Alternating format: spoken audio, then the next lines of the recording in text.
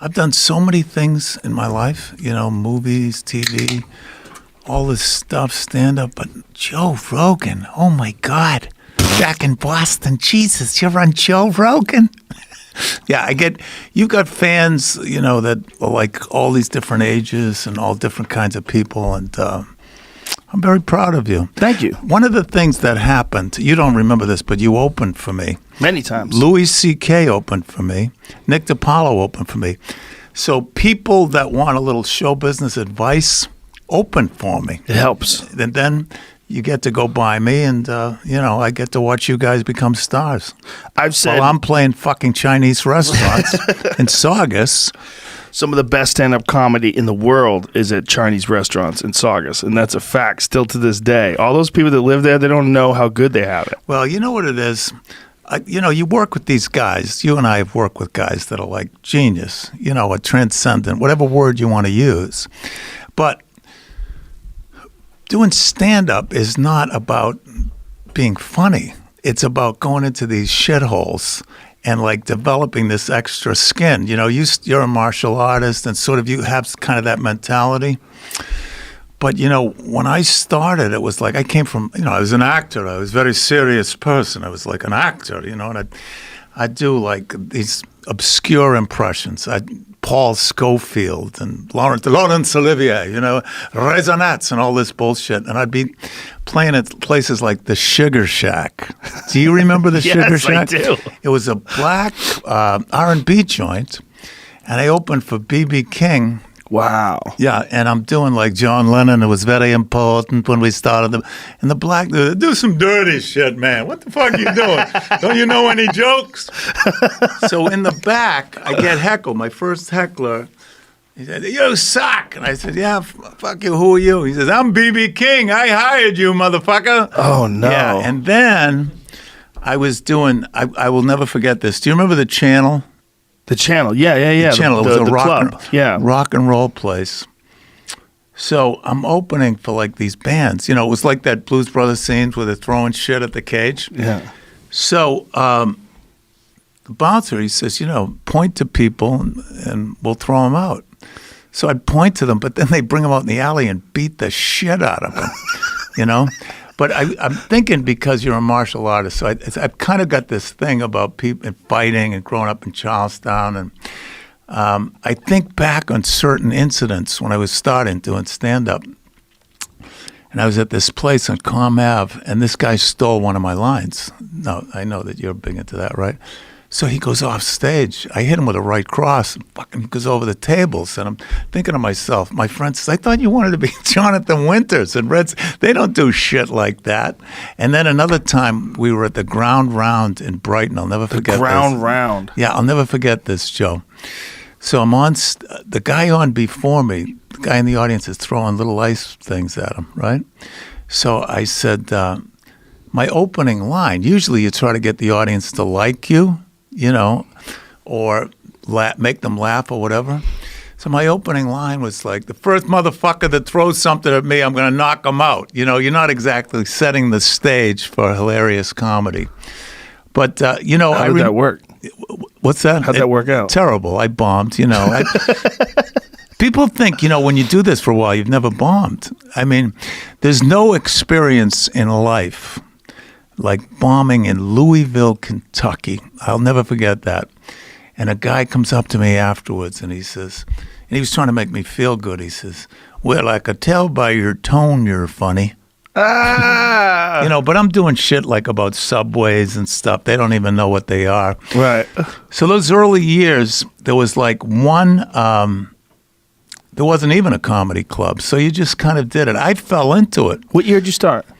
Oh, my God. People, I am now at that point, Joe, where people come up to me and, they say, "I'm so glad to see you. I keep telling my husband, I'm telling you, he's not dead. He has not died." So it's been like 30 or 40 years. I don't remember the year, but I remember You don't remember the year you started?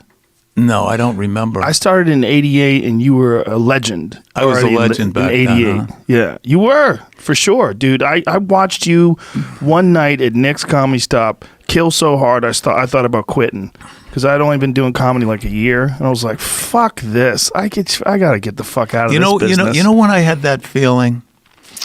Richard Pryor's first performance film.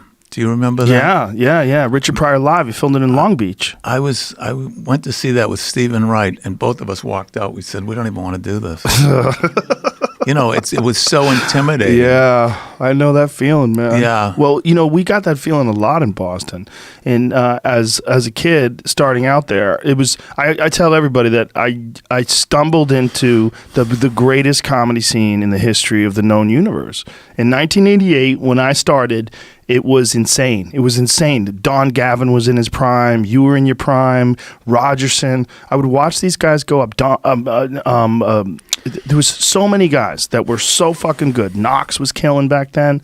There were so many guys that you would go any night. You would go and watch some of the best stand-up comedy on the planet. It was amazing. Mike Donovan. To this day, people don't know who Mike Donovan is. Brilliant. He was a fucking genius. He used to genius. do Johnny Most. Do you know who Johnny Most is? Most people don't. No. He was the announcer for the Red Sox, for the Celtics. And I can't believe it. He just went on. Yeah, he would do this long But you know impression what? of Johnny Most. But it's funny you say in your prime because, and I've talked to people who've been in it longer than me. This is one job where you can get better. Yes. You can get better, more skillful, but it's something that you just have to give the finger to the business because they're looking for the fat guy, the small guy, the black guy that, they're always looking for something other than what you are. Right. So you do what you do, like you've done what you did. Well, the business in terms of like movies and television shows, they will try to lure you away, and they lure you away with money. But the business of stand-up comedy is really about what you do in front of that microphone and how the audience responds. I've been on stage. I followed a woman, and she had a lot of TV credits, but she had no material, and it was unbelievable. You forget.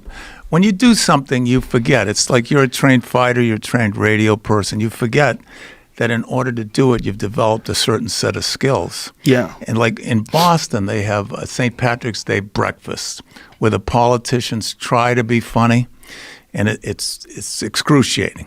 You know what I mean? And you forget, oh, yeah, I do this all the time. It'd be like me trying to give a speech. Before I came on this show, I talked to Nick DiPaolo, your buddy. Sure.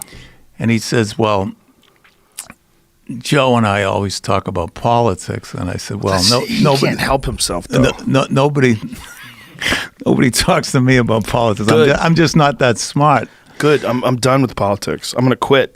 Yeah, I don't want to talk about it anymore. You know where we are in this country now is like, I